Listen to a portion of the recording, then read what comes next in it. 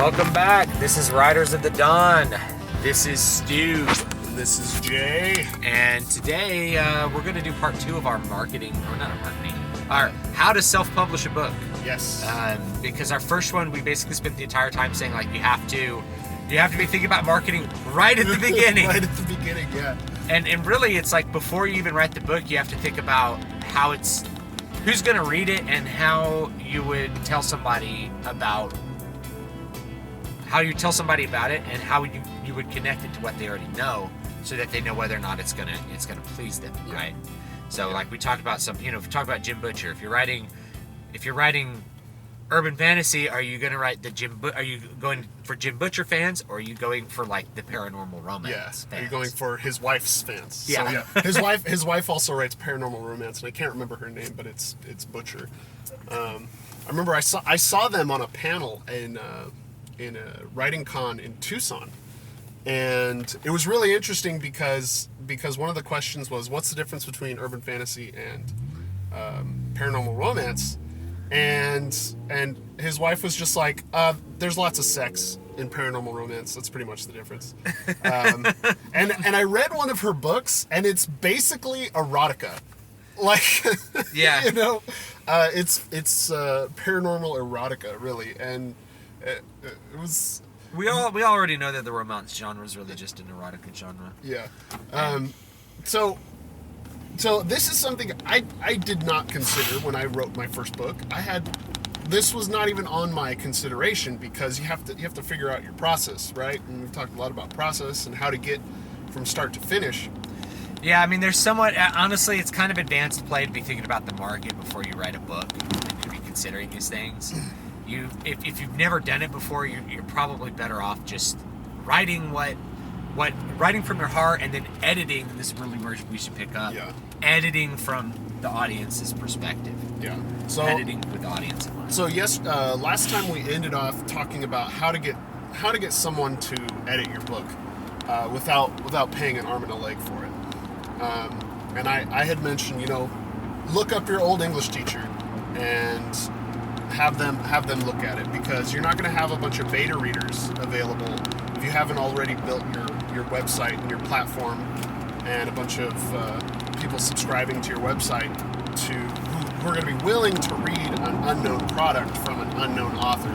Yeah, and frankly, you need to be unknown to them, and you become unknown to them by delivering content. Yeah. That's just how you have to do it. You have to deliver content. Yeah. So parts of your story or other stories for them to read. Give them a free ebook of like your first book you did, or a shorter book. You have to find some value to deliver to people before they're really going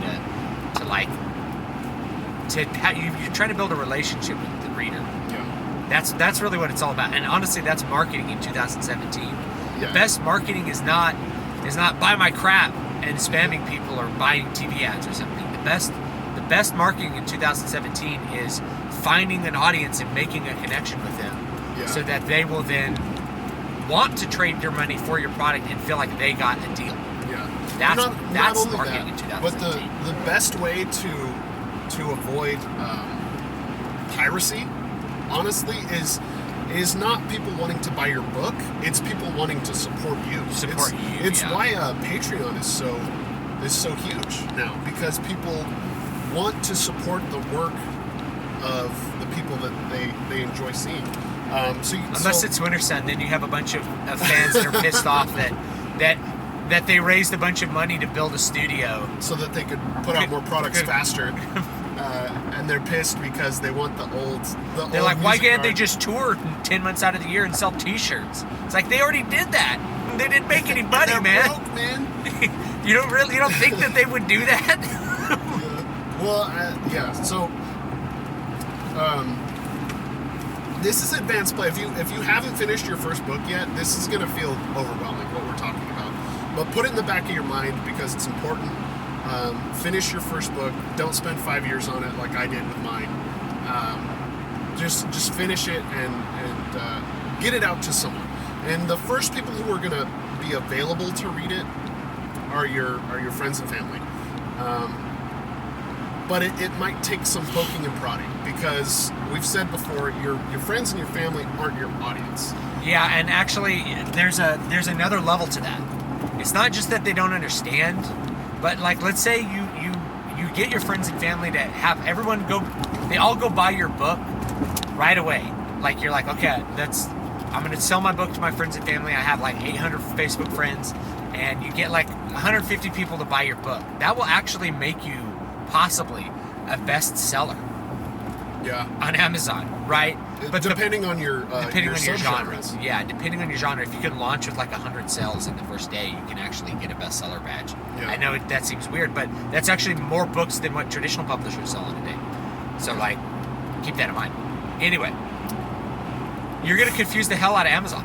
Yeah. Because they're going to look at all these people buying your book, and there's no connection to any other products. Mm-hmm. So they're going to start thinking that people who buy like garden hoses on Amazon want your book. And so you're not, in the long run, yeah, you've sold 100 copies to your family that loves you, but you haven't really gotten Amazon to do its thing to connect you to the readers who want to read your book. Yeah. This is really important, and this is gonna, it's off topic from our initial point, but this is something that I've been trying to do is contact authors who write in a similar in the genre that I write in, and try and cross blog with them to put some of my content on their blog, so that their readers will at least look at my book, because that's how you create that, readers who bought this also were interested in this, and that's what Amazon's algorithm is all about, and that's how you're getting Amazon to sell books for you. I'll let you know. I'll update that at another time, because it's a slow process at this point. Yeah. So anyway, you have a finished manuscript. How do you edit it for an audience of mine? First, get somebody else's eyes on it. That's going to catch your grammar mistakes. Now, the thing is, there's always going to be typos to get through. There's typos all throughout traditionally published books. There's always typos. There's typos in Tolkien. There's typos in C.S. Lewis. Right? Typos in Sanderson. Yeah, you're going to find typos in every single book that exists. And it could be out for 50 years or 100 years, and you still are going to end up finding typos, because it's just almost impossible with like hundreds of thousands of words to weed them all out. Yeah. So should you be concerned about typos? Yes. But let me tell you that audience expectations, you're only going to have people knocking you down a star on typos if there's a lot of typos. Right. Most people are just going to ignore the typos.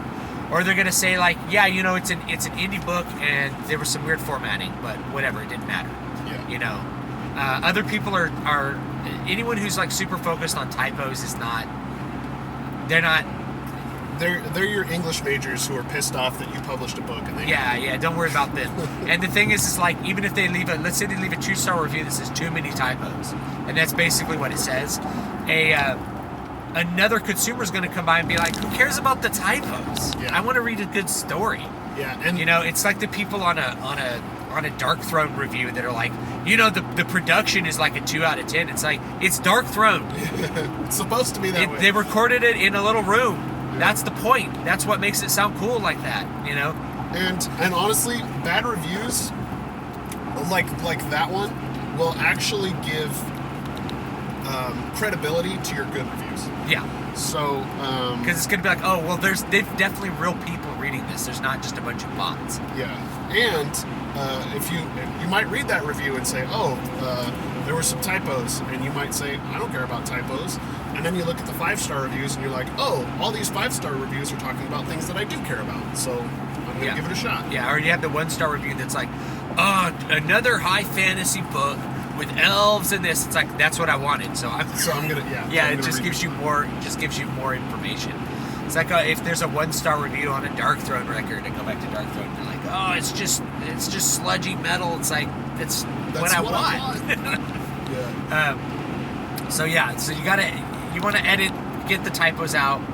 You want to cut stuff. You generally want to cut on a manuscript. Not always, but usually you want to cut. And you want to cut the stuff that just doesn't do anything. A shorter book is usually going to be better. Readers are going to feel better about finishing a book quickly that they've enjoyed front to back than they are going to feel about like they got some kind of value for a long book. Yeah. Some people are like, oh, if I sell a 500,000 word book, then people are going to feel like they got a value. It's like, it really just depends on that book. If you can keep them interested all the way through that mega long book. Yeah, the value is in the Experience. enjoyment. The experience, not the time spent. Yeah. So it's like when you hear about people with games, it's like it's a 100-hour game. It's like, yeah, but are those 100 hours fun? Yeah. Usually like 20 hours are really fun, and then it's just because some games have a fun 100 hours. Other games have a tedious 100 hours. It really depends on the game. So once you have that manuscript edited and you have it formatted correctly, and you go and look up how to actually format an ebook, I have a video on it. Now your ebook is ready. What you need to do is try to get an email list going before you even launch the book. This is probably what I'd suggest now in 2017. And I'm going to try to get an email list going this year for a couple of things. Mostly I relied on social media to communicate with people, but an email list is just sort of it's just another way to get to people. It's we talked about platforms before. Well, using social media and YouTube and things like that, or even SoundCloud, you're using someone else's platform to distribute your information. If you build an email list, then people are coming to your platform directly. Yeah, you get them onto your site, which is what you want, because you want that traffic coming to your site. It means that people are engaged and interested in what you're doing, and that means that those people are more likely to buy your book. Yeah. So the next thing is you need to think about the pre-launch part, which is you need to find some readers who want to read it, and you can do this with an email list. Basically, if you say you get a free ebook if you sign up for my email list, and you give them the ebook that you're going to put out, and then basically suggest when they get the book that if they read it, that it would really help you out if they left a review on Amazon and that it's launching on this date, but they don't have to buy it since you gave it away for free as a thank you for being on your email list. Right. And you should put some samples up on your website. So you should have a website that's whateveryourname.com or or some publishing company that you imagine that you're going to start. .com. And get that stuff on your website. Get some samples up in some blog posts. Start blogging about the book, and when you blog about it, you want to use SEO keywords that link to your book. You want to link to your pre-order. You want to create a pre-order for your book, and you want to link to it from as many sites as you can. So you want to write a blog post on Medium, link to your pre-order page. You want to put out some other content, link to the pre-order page. If you can cross-blog like what Matt suggested, link to your pre-order page. You can cross-blog on Minds. You can cross-blog on Medium. You can cross-blog on other people, other people you've networked with, other authors specifically, to get them interested and get their audiences interested. Because putting your work on another person's blog is not an endorsement, but if someone allows your content on their site, audiences are going to feel inclined to at least check it out. It's not a real endorsement, but it's kind of like a tacit endorsement.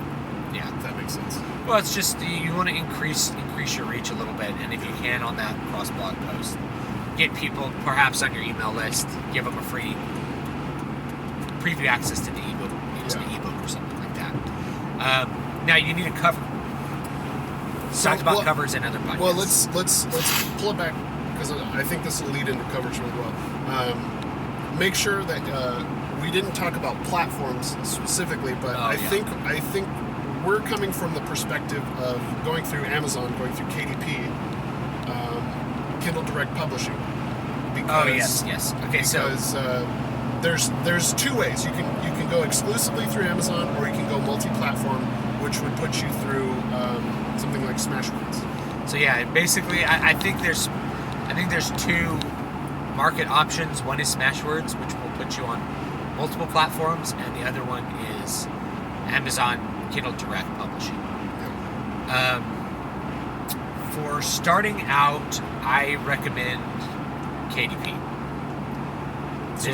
There's a couple reasons. The first reason is that then you can master one platform before trying to do lots. It's very easy to get overwhelmed if you're trying to manage things on Barnes & Noble and KDP and this and that. And the other thing is, if you're self-publishing, the lion's share of readers who read independent fiction are buying their products through Amazon. They're not buying them on iBooks, and they're not buying them on Barnes & Noble. That's sort of much more dominated by traditional publishers.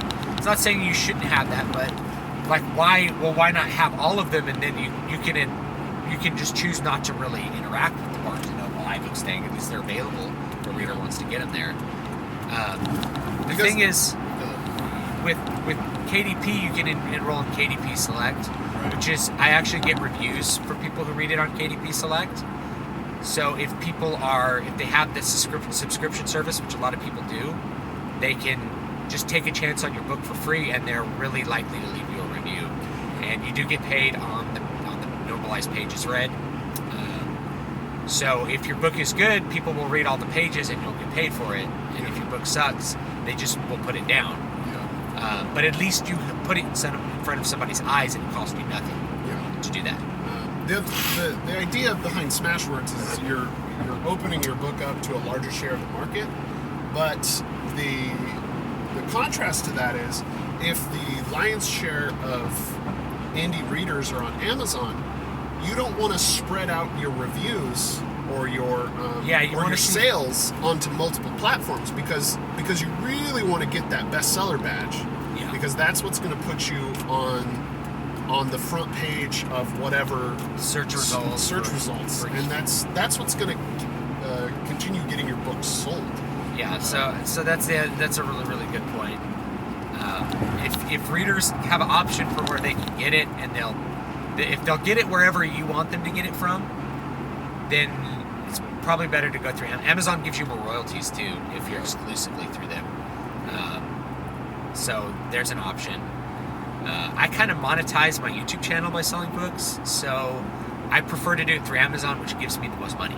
Yeah. Right? It gives me the most money for each book sold, versus it's like, well, I really want to buy it on iBooks. It's like, well, please buy it on Amazon. And you can read it on your phone just like with iBooks. It makes no difference. It's a different app, but it's really a lot better for me if you do it on Amazon. Now, if you're a much more seasoned author and you have a bunch of books out, you have a pretty serious following,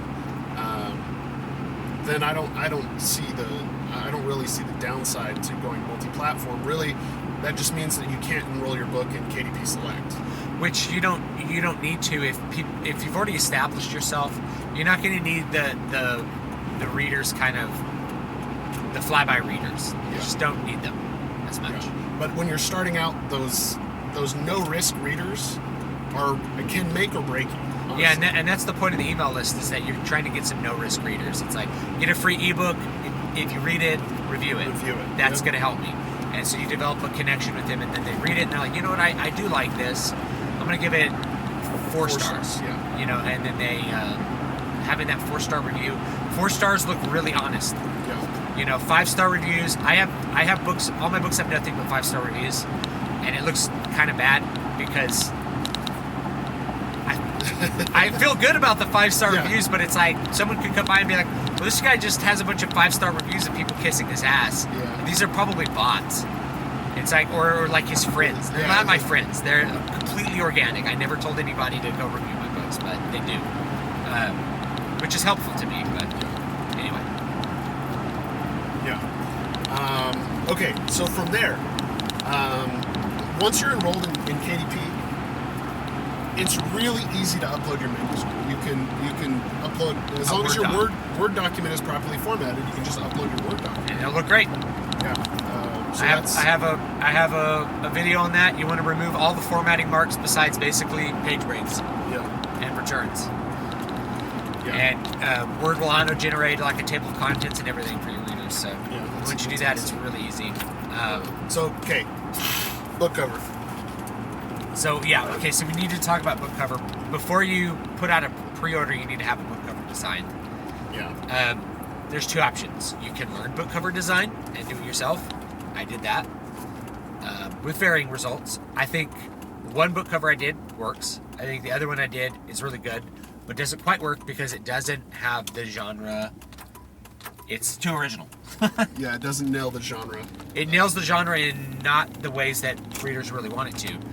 There's no spaceship on the cover. Yeah. And so I'm going to go back and probably redesign it or get someone else to do one with a spaceship. Mm-hmm. And that's going to end up being the new cover for that, because that's going to sell. You know, I don't sell that many copies of Prophet of the God Seed, even though I think it's a really good book. And I think it's the cover. The cover's not doing the work. Muramasa, the cover, does a lot of work. It has a big genre sign on it, which is a sword, a katana, and then it looks different from the ones around it, but it has some of the same color palette, which is red. So red is like a color that you see with samurai fiction. So I have a big red blood thing all over it. It's like blood, and then the name's in the blood, handwritten, and then there's a sword, and that's all you really need to know. Oh, this is samurai fiction. And other ones will have, like a drawing of a samurai or something like that, and that works as well. That really cues the readers into that, to what it is. But I think that cover works pretty well, and I like it. If you don't know that much about design, it's probably better to spend the money and have a designer do a book cover for you, either a photo cover or painting. Or painting, yeah. Depends on your genre. What you need to do is go look at the genre that's closest to what your book is in, and see what those covers look like, both the traditionally published ones and the indie published ones. Yeah. The indie published ones, the cover has to work a little harder. Yeah. The traditionally published ones, it doesn't have to work quite as harder. And the goal is to make something that is going to have the same cues for your readers as those books. Yeah. People have this idea, I want to make a really original book cover. The point of the book covers, it's an ad for the book, and you're trying to inform readers as to what they can expect from the book. And if you're not doing that, then they're not going to click on it. If you're not appealing to the readers that should already like your story, then your book cover's not going to do what it needs to do. Yeah. The other thing is, you can just go on Twitter and look at indie authors. Oh man, there are some bad book covers out there. Most book covers that authors do, and some that authors pay for, are really atrocious. And they have like 3D rendered monsters or dragons on them, just kind of pasted everywhere. Yeah. Or they're just too busy. Yeah, there's too much stuff on it, or they just look cheap and bad. Like the blending is bad, the colors are bad.